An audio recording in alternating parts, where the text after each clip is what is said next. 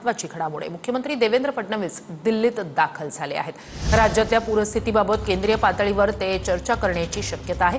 केंद्रीय कृषी मंत्री तसंच इतर काही मंत्र्यांना ते भेटणार अशी माहिती समोर येते। भाजपच्या काही वरिष्ठ नेत्यांचीही ते भेट घेणार असल्याची माहिती आहे।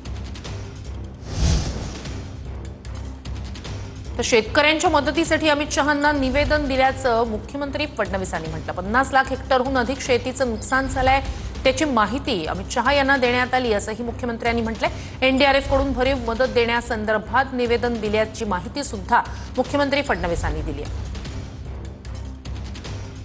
मुख्यमंत्री आणि दोन्ही उपमुख्यमंत्र्यांचं मदतीसाठी अमित शहांना पत्र। महाराष्ट्रात 31हून अधिक जिल्ह्यात अतिवृष्टीमुळे झालेल्या पुरात शेतीचं प्रचंड नुकसान झालंय। 50 लाख हेक्टरहून अधिक पिकाचं नुकसान झालं असून एसडीआरएफ निधीतून 2215 कोटींचा निधी देण्यात आलाय।